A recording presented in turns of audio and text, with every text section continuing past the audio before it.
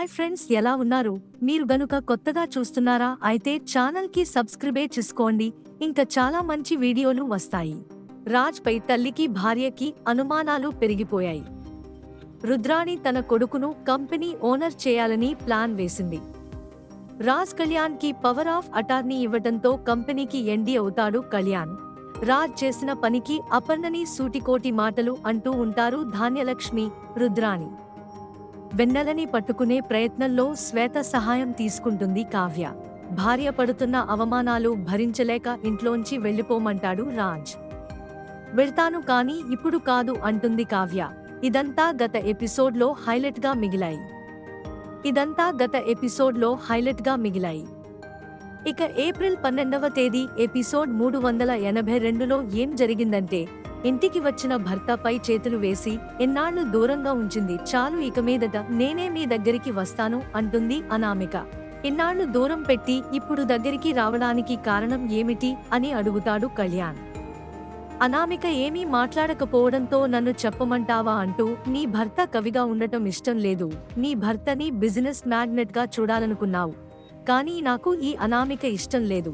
ఒక కవిగా నన్ను ప్రేమించిన నా ప్రేయసి అనామిక మాత్రమే ఇష్టం. కేవలం హోదాని కోరుకునే ఈ అనామిక నాకు ఇష్టం లేదు. అందుకే నేను ఎప్పుడు ఇష్టపడితే అప్పుడు నీ దగ్గరికి వస్తాను అని కోపంగా అక్కడి నుంచి వెళ్లిపోతాడు కళ్యాణ్. ఎలాగైనా నిన్ను నా దారికి తెచ్చుకుని కీలుబొమ్మని చేస్తాను అనుకుంటుంది అనామిక. మరోవైపు ఇంటికి వచ్చిన భర్తని అవమానకరంగా మాట్లాడుతుంది స్వప్న. అదే విషయాన్ని తల్లితో చెప్తే ఆఫీస్కు వెళ్లి లిప్స్టిక్ల గురించి, పెర్ఫ్యూమ్స్ గురించి మాట్లాడితే పెళ్లాలు అలాగే మాట్లాడతారు అంటుంది రుద్రాణి. మీ తాత దాని పేరు మీద ఆస్తి రాశాడు, ముందు ఆ ఆస్తిని మనం దక్కించుకునేలా చూడాలి అంటుంది. మరోవైపు శ్వేత రాజ్ కి ఫోన్ చేసి 10th క్లాస్ రీయూనియన్ గురించి చెప్తుంది. 10th క్లాస్ ఫ్రెండ్స్ ని కలవడం ఇష్టం లేదు, నేను రాను అంటాడు రాజ్. అదే విషయం కావ్యకి ఫోన్ చేసి చెప్తుంది శ్వేత. వదిలిపెట్టద్దు, మీ ఫ్రెండ్స్ అందరికీ ఈయన నెంబర్ ఇచ్చి వాళ్ళందరినీ ఫోన్ చేయమని చెప్పు అంటుంది కావ్య. మంచి ఐడియా అంటూ ఫోన్ పెట్టేస్తుంది శ్వేత. ఆ తర్వాత రాజ్ కి ఫ్రెండ్స్ దగ్గర నుంచి వరుస పెట్టి కాల్స్ రావడంతో చేసేది లేక రీయూనియన్ కి రావడానికి ఒప్పుకుంటాడు. మరోవైపు ఇంటికి అపర్ణ ఫ్రెండ్ శకుంతల వస్తుంది. అందర్నీ పలకరించిన తర్వాత కొడుకుతో కిందకి వస్తున్న రాజ్ ని చూసి, అదేమిటి నీకు మనుమడు పుట్టాడా, నాకు చెప్పనే లేదు అంటుంది. నార్మల్ డెలివరీ ఏనా అని కావ్యని అడుగుతుంది. ఆ ప్రశ్న రాజ్ ని అడగాలి అంటుంది రుద్రాణి. అదేంటి, డెలివరీ అయిన అమ్మాయిని కదా అడగాలి అంటుంది శకుంతల. కానీ ఇప్పుడు మాత్రం రాజ్ నే అడగాలి, అదే మ్యాజిక్ అంటుంది రుద్రాణి. నాకు ఏమీ అర్థం కాలేదు అంటుంది శకుంతల. రుద్రాణి ఏదో మాట్లాడబోతుంటే ఆమెని వారించి ఆవిడ జోక్స్ వేస్తున్నారు. మీకు ఇంకా అర్థం కాలేదా అంటూ, నాకు నార్మల్ డెలివరీ అయింది అని చెప్తుంది కావ్య. రుద్రాణి ఇంకా మారలేదు అంటుంది శకుంతల. ఆవిడ మారదు అంటుంది స్వప్న. సరే, నా కొడుకు పెళ్లికి తప్పకుండా రండి అని చెప్పి అక్కడి నుంచి వెళ్లిపోతుంది శకుంతల. ఆ తర్వాత అపర్ణ రుద్రాణిని మందలిస్తుంది.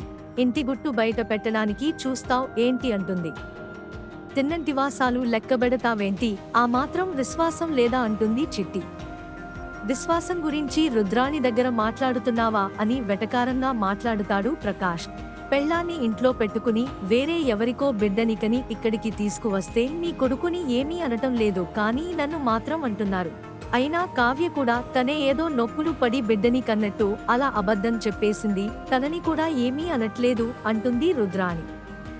రోజు 3 పూటలా వండి పెడుతున్నా గడ్డి తింటున్నట్లు మాట్లాడుతున్న మిమ్మల్ని కూడా ఈ కుటుంబం ఏమీ చేయలేదు. ఇంటి గుట్టు ఎక్కడ బయట పడుతుందో అని తను అలా మాట్లాడింది అంటుంది స్వప్న. ఆ మాటలకి కోపంతో షటప్ అంటుంది రుద్రాణి. స్వప్న కూడా అత్తని నోరు ముయ్యమంటుంది. చెల్లెల్ని వెనకేసుకు రావద్దు, భర్త వేరొకరితో బిడ్డనికని ఇంటికి తీసుకువస్తే నిలదీయడం మానేసి సేవలు చేస్తుంది అంటే ఆమెకి కావలసింది డబ్బు మాత్రమే అంటుంది ధాన్యలక్ష్మి. ఈ మాటలు అన్నీ వింటున్న రాజ్ ఇంకా ఆపండి, తప్పు చేసింది నేను, నన్ను ఏమైనా అనండి, అంతేగాని కళావతిని ఏమీ అనొద్దు అంటాడు. తర్వాత ఏం జరిగిందో రేపటి ఎపిసోడ్లో చూద్దాం.